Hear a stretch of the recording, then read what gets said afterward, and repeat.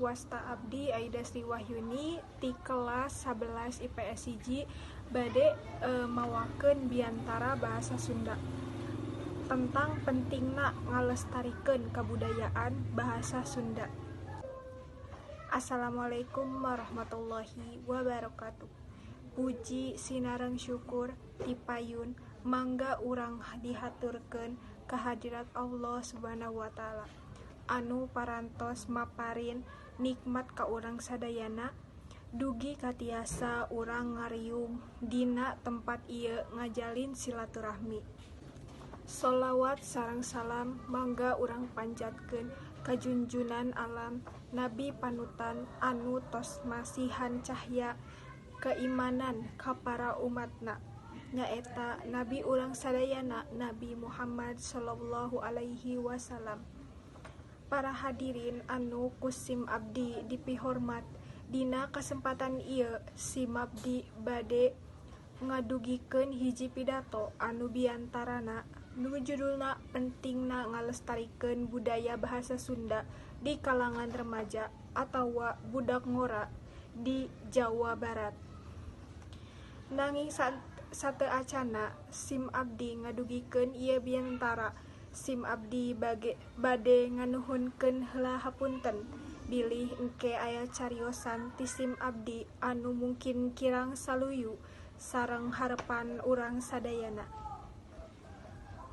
Para wargi anu ku sim abdi dipikahormat, sakumaha anu kauninga ku urang sadayana di zaman sapertos ayeuna di mana loba rupa-rupa budaya asing anu datang ti luar nu asup ka lingkungan masyarakat. Ulah nyampe dijadikeun budaya Sunda jadi semah di lemburna sorangan, nyaeta di Jawa Barat. Kukituna urang sadayana utamina nu aya di Jawa Barat kanggo tiasa ngalestarikeun budaya khususna bahasa Sunda, urang kedah saluyu pikeun mikadedeh kana budaya Sunda, guyub akur sauyunan ngahiji sapamadegan pikeun ngamumule budaya Sunda. Tujuanna tangtu wae sapardos ngahontal hiji tujuan, supardos budaya Sunda teh ulah sampe leungit. Nah, ku ieu riungan mudah-mudahan tiasa ngingetan urang sadayana pikeun nambah pikaresep kana budaya sorangan nu mana ayeuna mulai dipopohokeun nyaeta kana bahasa Sunda. Upami urang parantos sapanyawangan kana jentulna masalah budaya Sunda anu gaduh kawajiban milarian tarekah kanggo ngakulan masalah eta aya 3 pihak diantawisna, nyaeta anu kahiji masyarakat Jawa Barat, kahiji ku urang sorangan salaku masyarakat anu cicing di Jawa Barat. Jadi urang salaku masyarakat teh ulah nepi ka poho kana bahasa Sunda nu ngan saukur bisa ngagul kana budaya batur hungkul. Ari kana budayana sorangan mani teu diinget-inget saeutik-eutik acan.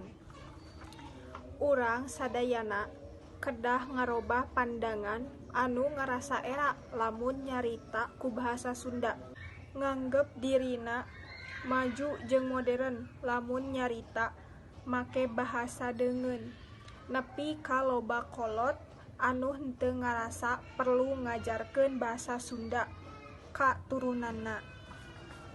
Kadua, para seniman.